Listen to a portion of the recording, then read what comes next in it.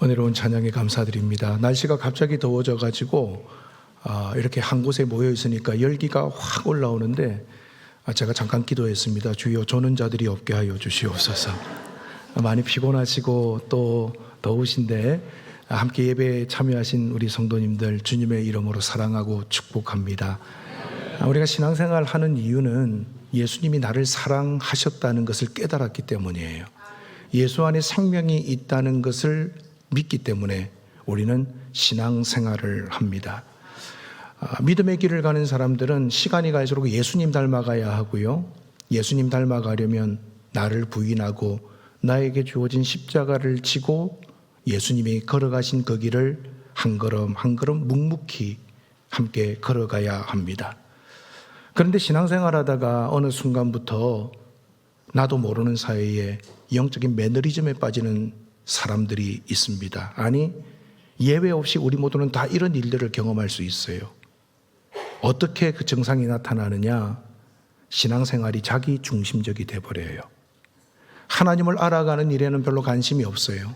직분을 받을수록 하나님의 말씀을 배우려고 하고 더 말씀을 열심히 깨달으려고 하고 더 기도하고 더 예배하려고 하는 모습들이 나타나지 않는다면 여러분, 그거 영적인 매너리즘에 빠진 거예요. 이 영적인 매너리즘에 빠져 있으면 누가 더 행복한가, 누가 더 형통한가, 누가 더 잘났는가, 교회 안에서요 우리 믿는 성도들끼리 경쟁을 합니다. 그 결과 하나님이 무엇을 원하시는가에는 별로 관심이 없어집니다. 내가 주장하는 것이 이루어져야 되고 내가 생각하는 것이 답이라고 여기면서, 그러면서 나에게 필요한 게 뭐지? 어떻게 해야 그것을 얻을 수 있지? 신앙생활하는 목적과 이유가 바로 자기에게 다 집중돼 버리는 거예요. 하나님께 예배드리는 이유가 뭘까요? 하나님 앞에 헌금 드리고 11조하는 이유가 뭘까요? 하나님 앞에 금식하고 기도하는 이유가 뭘까요? 하나님 앞에 이렇게 섬기는 이유가 뭘까요? 내가 이렇게 드리고 섬기면 하나님께서 내 소원을 이루어 주실 것이기 때문에 그럴까요? 만약에 우리가 내가 뭔가 주님 앞에 드리면 하나님이 그것 보시고 나에게 좋은 것으로 주실 것이다, 이런 생각으로 신앙생활하고 있다면 이미 우리 신앙생활에 큰 문제가 있는 거예요. 하나님은 전지전능하십니다. 하나님은 지금도 살아서 우주와 역사를 다스리십니다. 하나님은 우리의 왕이세요. 그렇기 때문에 우리는 하나님의 말씀에 귀 기울여야 합니다. 그 말씀에는 생명이 있고 능력이 있기 때문이에요. 여러분, 우리는 부흥을 경험하죠. 찬양할 때도 부흥을 찬양하고 기도할 때도 부흥에 대한 이야기를 합니다. 그런데 부흥은요, 내가 아무리 노래 부르고 외친다고 해서 주어지는 게 아니에요. 언제 부흥이 임하느냐? 하나님의 말씀에 철저히 순종할 때 부흥의 은혜가 흘러가게 됩니다. 믿음을 가진 사람들이 잃어버린 영혼에 대해서 관심을 가지고 그들을 향하여 애정을 가지고 전도하고, 교회가 힘을 모아서 영혼 구원하여 제자 삼으려고 할 때 그 결과 우리에게 주어지는 복이 뭐냐? 부흥의 복입니다. 하나님의 명령에, 그 명령에 우리가 마음을 다해서 그 명령을 무겁게 받아들일 때 하나님의 뜻이 부흥으로 나타나는 거예요. 그런데 언젠가부터 한국교회가 영적인 매너리즘에 빠졌습니다. 우리는 많이 성장했다, 많이 부흥했다, 전 세계에서 가장 큰 교회들이 한국에 많이 있다. 그러면서 어느 순간부터 죽어가는 영혼들을 향한 주님의 마음을 잃어버리고 교회 안에서요, 복받고 잘 먹고 잘 살고 자녀들 잘 되고 건강하고 이것이 복이라고 여겨지기 시작했어요. 그런데 여러분, 신앙생활 하다 보면 예수 잘 믿어도 실패할 수 있어요. 예수 잘 믿어도 암에 걸릴 수 있어요. 예수 잘 믿어도 죽을 수 있어요. 예수 잘 믿어도 자녀들이 어려움 당할 수 있어요. 그 어려움과 고통이 찾아왔을 때 내가 어떻게 반응하느냐, 이것이 믿음의 본질인데, 어느 순간부터 교회가 뭔가 잘 되고 있으면, 잘 먹고 잘 살고 출세하면 그것이 예수 잘 믿는 것이라고 성경에서 벗어난 생각을 하기 시작했어요. 그러다 보니까 잘못된 것을 따라 본질을 잃어버리고 헛된 것에 마음을 빼앗겨 버리기 시작한 것이 한국교회가 쇠퇴의 길을 걸어가기 시작한 시초가 되는 거예요. 우리는 하나님의 명령을 무겁게 받아들여야 됩니다. 그 말씀에 우리는 마음의 진정을 두면서 순종하고자 했어야 됩니다. 우리 주님께서 뭐라고 명령하셨습니까? 마태복음 28장 19절과 20절을 보시면 그러므로 너희는 가서 모든 민족을 제자로 삼아 아버지와 아들과 성령의 이름으로 세례를 베풀고 내가 너희에게 분부한 모든 것을 가르쳐 지키게 하라. 볼지어다 내가 세상 끝날까지 너희와 항상 함께 있으리라 하시니라. 우리 주님께서 승천하시면서 그곳에 있던 사람들과 오늘 이 말씀을 듣는 저와 여러분을 향해서 너희는 가서 모든 민족을 제자로 삼아라 명령하셨습니다. 내가 너희에게 분부한 모든 것을 가르쳐 지키게 하라. 우리에게 사명을 주셨어요. 그런데 이 사명을 저와 여러분들이 무겁게 받아들이고 순종하고 있는가? 한번 점검해 보십시오. 디모데후서 4장 2절을 보시면 너는 말씀을 전파하라. 때를 얻든지 못 얻든지 항상 힘쓰라. 범사에 오래 참음과 가르침으로 경책하며 경계하며 권하라고 말씀합니다. 말씀을 전파하라, 전도하라, 복음을 외쳐라 라고 말씀하시는 거죠. 그런데 때를 얻든지 못 얻든지 항상 그 일에 힘쓰라고 사도 바울이 권면합니다. 믿음의 사람은요, 나에게 맡겨주신 일을 잘 감당해야 됩니다. 주님께서 나에게 주신 그 명령은요, 하고 싶으면 하고 하기 싫으면 안 해도 되는 그런 선택적인 사항, 가벼운 일이 아닙니다. 주님이 맡기신 일은 생명을 살리는 일이고 함께 복받는 일이에요. 나쁜 일이 아니에요. 그렇기 때문에 믿음의 사람들은 내가 가지고 있는 생명력, 내가 누리고 있는 그 생명의 기쁨을 다른 사람에게 나누어 주기 위해서 우리는 힘써 말씀에 순종해야 합니다. 고린도후서 5장은요, 우리가 왜 전도해야 되는지에 대해서 말씀하는 곳입니다. 오늘 10절 말씀을 보시면 이는 우리가 다 반드시 그리스도의 심판대 앞에 나타나게 되어 각각 선악간에 그 몸으로 행한 것을 따라 받으려 함이라 말씀합니다.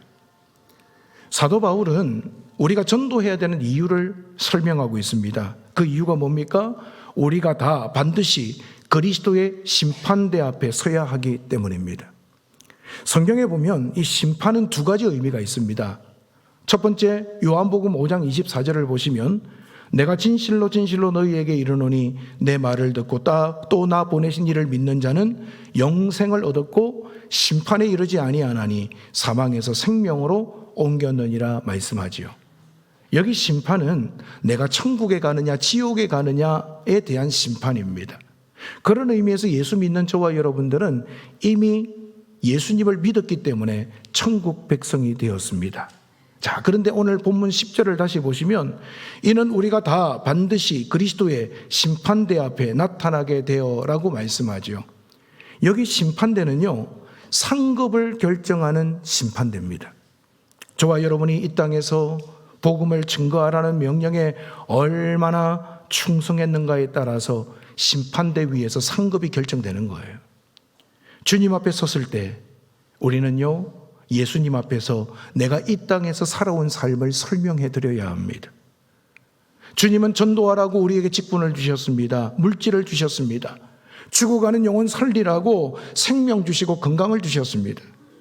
저와 여러분에게 주신 그 복을 가지고 얼마나 주님의 명령에 순종해서 복음을 증거했느냐, 주님의 심판대 앞에 서는 날 우리는 설명을 해드려야 된다는 거지요. 인생은 짧습니다. 잠깐 보이다가 없어지는 안개와 같습니다. 비록 짧은 인생을 살아가는 우리들이지만 우리에게는 큰 사명이 주어졌습니다. 생명을 살리는 일, 죽어가는 영혼들을 구원하여 영원한 복을 누리게 할 수 있는 그 일, 그 사명이 저와 여러분에게 주어졌다라는 거지요. 이 진리를 깨달은 사도 바울은 뭐라고 고백합니까? 9절을 보시면 그런즉 우리는 몸으로 있든지 떠나든지 주를 기쁘시게 하는 자가 되기를 힘쓰노라.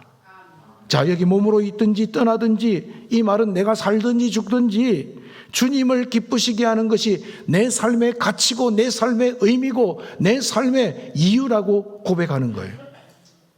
여러분의 인생 목표가 무엇입니까? 여러분은 지금 누구를 기쁘게 하려고 열심히 살아가고 있으십니까? 전도를 통해서 하나님을 기쁘시게 하고 주님 앞에 섰을 때 드릴 말씀이 있는 인생을 살아가는 것, 이것이 지혜로운 삶이지요. 그런데 시간이 흘러서 내가 주님의 심판대 앞에 섰습니다. 이 땅에서 열심히 살았습니다. 그런데 주님께서 주신 사명 앞에 내가 드릴 말씀이 없다면 여러분 그것이 잘 산 인생이라고 말할 수가 있겠습니까? 주님 앞에 서는 날 주님은 세상에서 어떤 직분으로 살다 왔느냐, 몇 평짜리 집에서 살았느냐, 자녀들 얼마나 좋은 대학에 보냈느냐, 얼마나 출세하고 잘 먹고 잘 살다 왔느냐, 이거 우리에게 물어보시질 않아요. 딱 하나 물어보십니다. 네가 얼마나 말씀에 순종해서 생명 살리고 전도하다 왔느냐. 이 질문에 저와 여러분들이 어떻게 대답하시렵니까? 우리는 하나님의 명령을 귀하게 여겨야 합니다. 하나님을 사랑하면 하나님의 말씀에 귀를 기울입니다. 그 말씀에 권위를 실어줍니다. 하나님은 우리를 향하여 죽어가는 영혼 살려야 된다. 그들 사랑한다면 생명으로 이끌어야 된다. 내가 그들 사랑하니까 그 일을 너희에게 맡기겠다. 그 일을 해다오. 우리에게 명령하시고 부탁하셨습니다. 우리는 그 일을 잘 감당하고 있으신가요? 아내가 남편에게 전화를 했어요. 여보, 퇴근하고 올 적에 마트에 들려서 참기름 좀 하나 사다 주세요. 남편이 알았어 대답하고 이제 퇴근을 하면서 마트에 들렸습니다. 그날따라 좀 오랜 시간 쇼핑을 하면서 많은 물건을 샀습니다. 그리고 집에 와서 그 물건을 꺼내보니까 정작 아내가 사오라는 참기름은 사오질 않았어요. 딴 것만 잔뜩 사왔어요. 자, 여러분, 심부름을 잘한 것입니까? 못한 것입니까? 제대로 못한 거죠. 우리 인생도 마찬가지입니다. 우리가 이 땅에서 좋은 집에 살고 좋은 차 타고 공부 많이 하고 열심히 땀 흘리고 많은 업적을 남겼습니다. 그런데 그리스도의 심판대 앞에 서는 날, 주님이 나에게 하라고 하신 명령, 생명 살리는 일을 제대로 감당하지 못했다면 하나님 앞에서 잘 산 인생이 아니라는 거죠. 우리에게 주어진 시간들, 내가 살아가는 지금 이 시간, 우리는 주님 앞에 설 그 심판대를 생각하면서 나에게 주신 사명에 최선을 다하고자 힘써야 합니다. 오늘 수많은 믿음의 사람들이 종교화되어 가고 있어요. 생명력이 없어요.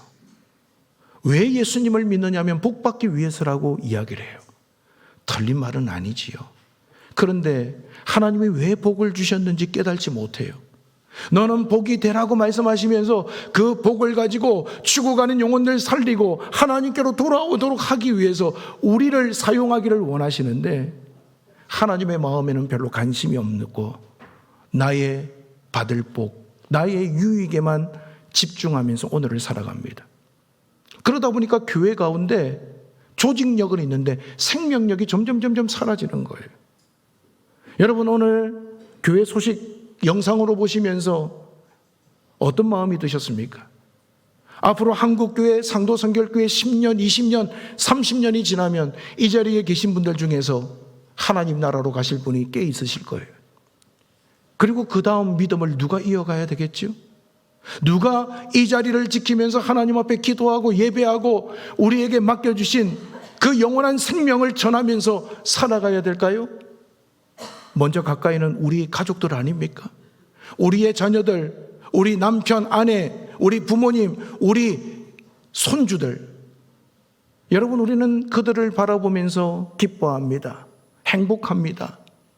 그런데 영적인 생명력이 그들에게 이어지지 않아서 그들이 믿음의 다음 세대가 아니라 믿음의 다른 세대가 되어버리고 하나님을 알지 못한다면 여러분, 그들은 지옥에 떨어질 수밖에 없어요.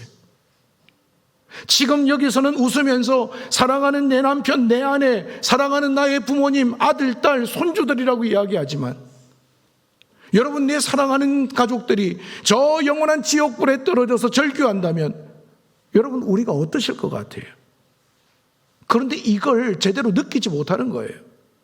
영원한 것들에 대한 눈이 감겨 있다 보니까 그거는 죽음 이후의 문제고 지금 잘 먹고 잘 살고 지금 순간이 중요해. 이 땅에 뿌리를 내리고 이것만 바라보다 보니까 진짜 깨달아야 될 것들을 제대로 깨달지 못한 채 오늘 우리 믿음의 사람들이 헛된 것에 마음을 빼앗기고 있는 경우가 많아요.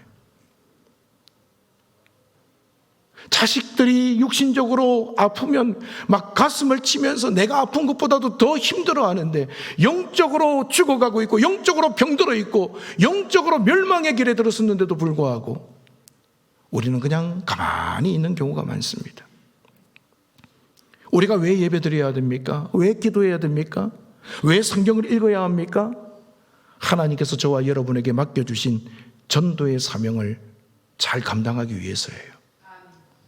오늘 나는 말씀을 많이 합니다. 나는 말씀을 많이 묵상합니다. 나는 기도를 많이 합니다. 나는 예배에 빠지지 않습니다. 수많은 자랑이 있는데 그 자랑을 왜 하고 있는지 우리 한번 생각해 보세요. 왜 우리가 예배드리고 왜 기도하고 왜 말씀을 묵상하고 그 열매가 무엇으로 드러나야 하는지 성경은 이미 우리에게 명확하게 말씀합니다. 죽어가는 영혼을 살리는 전도를 통해서 열매가 드러나야 되는 거예요. 믿음의 사람들은요, 때를 얻든지 못 얻든지 항상 전도에 힘써야 됩니다. 아무리 부흥을 외치고 기도하고 입으로 전도해야 된다 그래도 전도하지 않으면요, 그 교회는 부흥할 수가 없어요. 여러분, 하나님의 부흥은요, 하나님의 명령에 순종하는 사람들이 있을 때 나타나는 결과물이에요. 우리 상도성결교회가 언제 부흥했습니까?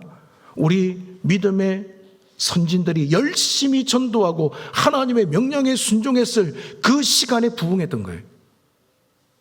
지금 우리가 입으로는 부흥을 외치고 있고 새로워져야 된다라고 이야기하고 있는데 내 가족들, 내 주변에 있는 이웃들조차도 그들의 영적인 상황에 대해서 관심을 가지지 않고 아무리 부흥을 외쳐본들 그것은요 그냥 하나의 메아리에 불과한 거예요. 아, 교회 부흥해야 되는데, 아, 정말 부흥해야 되는데 움직여야죠. 내가 먼저 손발을 걷어붙이고 내 가족들부터, 믿지 않는 우리 가족들, 이웃들부터 그들을 위하여 하나님 앞에 맡기고 기도해야죠. 그리고 건면해야죠. 아유 안 돼. 해봤는데 안 돼. 아유, 내가 한두 번 해본 게 아니에요. 여러분, 생명을 살리는 문제, 영혼을 살리는 문제인데 한두 번 해봤다고 안 된다고 포기하시겠어요? 끝까지 해야죠. 끝까지. 오늘 11절 말씀을 보십시오. 우리는 주의 두려우심을 알므로 사람들을 건면하거니와 우리가 하나님 앞에 알리어졌으니 또 너희의 양심에도 알리어지기를 바라노라. 주의 두려우심을 알므로 사람들을 건면한다. 이 말씀은요, 하나님은 믿지 않는 자들에게 진노하시는 심판의 하나님이심을 사도 바울, 믿는 자들이 안다는 거예요. 그래서 이 사실을 깨달았기 때문에 우리는 복음을 전할 수밖에 없다는 거예요. 여기 두려우심, 한글 성경에는 두려우심이라고 나와 있는데 이 영어 성경에 보니까요 테러라고 번역되어 있어요. 하나님이 믿지 않는 자들에게 얼마나 무섭게 테러로 심판하시는지 잘 알기 때문에 우리는요 믿지 않는 사람들을 설득하고 건면해야 된다. 그들에게 전도해야 된다. 사도 바울이 지금 말씀하고 있는 거예요. 주님은 저와 여러분들에게 한없는 은혜와 긍휼을 베푸셨습니다. 그런데 예수 믿지 않는 자들은요 하나님의 심판, 하나님의 테러와 같은 진노를 맛보게 될 존재가 되는 거예요. 우리 가족들 중에 내 남편, 내 아내, 내 부모님, 내 자식, 손주들 하나님의 그 테러와 같은 공포, 그 진노를 받도록 여러분 우리가 내버려 두면 안 되겠지요. 때로는 전에도 깨달지 못하는 우리의 가족들, 이웃들이 있습니다. 아, 예수 믿을 바에는 내 주먹을 믿어, 내 지갑을 믿어. 그러면서 우리의 말을 우습게 여기는 사람들이 많습니다. 그럼에도 불구하고 우리는 그들이 지옥 가면 안 되기 때문에 끝까지 그들을 향해서 복음 전하고 섬기고 기도하고 그들을 붙잡아야 될 이유가 있는 거예요. 여기 11절 말씀을 다시 보시면 우리는 주의 두려우심을 알므로 사람들을 건면하거니와 라고 말씀하는데 여기 건면한다는 말은요 레슬링 할 적에 상대 선수의 목을 꽉 끼워가지고 빠지지 못하도록 한다는 거예요. 지금 내 가족들 중에 믿지 않는 가족들, 자식들, 손주들, 남편, 아내, 부모님이 계시다면 그들의 목을 꽉 붙잡아가지고 빠져나가지 못하도록 끌고 와야 된다는 거예요. 왜? 그게 생명의 길이기 때문에. 그래야 영적으로 참된 삶을 살아갈 수 있기 때문이에요. 그들은 무지해서 알지 못해요. 가만히 내버려 두면 멸망으로 나아가게 돼요. 그것을 알고 있다면 어떤 방법을 써서라도 하나님의 진노를 받지 못하도록 그들의 목을 꽉 껴안아서 하나님께로 생명의 길로 데리고 와야 된다는 거죠. 오늘 여러분들은 여러분의 가족, 여러분의 이웃을 향하여 안타까운 마음 가지고 그들의 목을 꽉 붙잡아서라도 내가 생명 살려야 되겠다라는 그 마음을 가지고 계십니까? 아니면 그냥 모르겠다, 손 피고 네 알아서 해라, 될 대로 되라, 그렇게 반응하고 계세요? 하나님의 사랑이 우리를 강건하시기 때문에 우리가 예수 믿고 새 생명을 얻었어요. 오늘 14절을 보십시오. 그리스도의 사랑이 우리를 강건하시는도다. 우리가 생각하건대 한 사람이 모든 사람을 대신하여 죽었은즉 모든 사람이 죽은 것이라. 여기 강건한다 라는 말은요, 프레스 기계로 찍어 누른다는 거예요. 여러분, 어떤 털을 만들기 위해서 프레스로 찍어 누를 때 얼마나 큰 힘이 작용합니까? 그 사랑의 힘이 나를 찍어 눌렀다. 나에게 그 큰 사랑이 임했다는 거예요. 그 큰 사랑을 받고 깨달은 사람은요, 그 하나님의 사랑을 다른 사람에게 자랑하는 거예요. 당신도 그 사랑 받아봐. 당신도 그 사랑을 경험해야 돼. 그래서 전도할 수밖에 없다는 거예요. 15절을 보시면 그가 모든 사람을 대신하여 죽으심은 살아있는 자들로 하여금 다시는 그들 자신을 위하여 살지 않고 오직 그들을 대신하여 죽었다가 다시 살아나신 이를 위하여 살게 하려 함이라. 바울은 저와 여러분을 향해서 도전합니다. 예수님의 강건하시는 사랑을 받았다면 나를 위하여 죽으신 그 주님을 위해서 살으라는 거예요. 나를 위해서 살지 말고 주님을 위해서 살아갈 때 하나님의 소원인 생명 살리는 복음 전도를 기쁨으로 감당할 수 있다는 거예요. 어느 집의 이야기입니다. 남편이 직장을 마치고 집에 왔더니 아내가 컨디션이 안 좋은지 아니면 깜빡 잠이 들었는지 침대에 누워 있어요. 곤히 자고 있어요. 그냥 아내를 깨워가지고 밥을 달라고 말하고 싶은데 아이고 너무 피곤해 보여요. 그래서 문을 닫고 조용히 나와가지고 이렇게 부엌 쪽으로 가가지고 음식을 만들었습니다. 김치찌개도 만들고 밥도 하고 반찬도 만들고 그리고 다 준비를 해놓고 아내에게 가가지고 여보 나왔어, 같이 밥 줘, 밥 먹어야지. 그랬더니 아이고 이거 미안해요 여보, 아이고 시간이 벌써 이렇게 됐네. 그냥 비몽사몽간에 밥을 해주려고 갔는데 식탁에 보니까 한 그릇 밥이 차려져 있는 거예요. 아내가 그것을 보면서 어떤 마음이 들었을까요? 그 밥, 그 반찬이 맛이 있든 없든 남편이 나를 사랑하고 이렇게 배려해 주고 있구나. 나는 이렇게 사랑받고 오늘을 살아가고 있는 참 행복한 아내구나. 그런 생각이 들지 않겠습니까? 여러분, 남편이 힘든 집안일 하나도 도와주지 않고 설거지 한번 도와주지 않으면서 맨날 여보 나 당신 사랑해, 알지? 당신 사랑해? 그렇게 말만 한다면 여러분 그것이 진정한 사랑으로 받아들여질까요? 그 제 얘기하는 거예요. 이걸. 사랑은요 표현돼야 돼요. 사랑은 행동으로 드러나야 돼요. 말로만 사랑한다고 100번 1000번 외쳐봤자 그거는 공허한 메아리에 불과하다라는 거예요. 그런데 오늘 우리가 하나님 앞에 이런 모습으로 살아가는 거 아니에요? 하나님, 저 하나님 사랑해요. 나 하나님 영광을 위해서 살고 싶어요. 나 그렇게 살아가고 있어요. 그런데 우리가 해야 할 하나님의 명령, 생명 살리는 일, 전도에는 관심이 없다면 오늘 이 말씀을 들으면서 저와 여러분이 깨달으시고 변화되는 귀한 은혜가 있었으면 좋겠습니다. 여러분 진짜 사랑, 그 사랑은요 나를 변화시켜요. 그 진짜 사랑이 내 삶을 새롭게 만들어요. 종교적인 사랑, 화석화된 사랑, 기독교를 이용해가지고 사랑처럼 보이는 가짜 사랑, 그게 아니라 진짜 생명력 있는 사랑, 그 사랑이 나에게 이미 경험되었고 또 다른 사람에게 주님의 생명력이 경험될 수 있도록 저와 여러분이 존귀하게 쓰임받을 수 있기를 바랍니다. 오늘부터 우리 교회는 태신자 전도를 시작합니다. 여러분 태신자 전도는 행사가 아니에요. 교회가 당연히 해야 할 사명이에요. 오늘 우리 교회가 영적으로 굳어 있고 전도에 대한 관심도 없고 그냥 누군가 하겠지라고 생각했다면 아니에요. 오늘부터 그런 생각을 접으시고 주님, 그 명령 따라 제가 순종하겠습니다.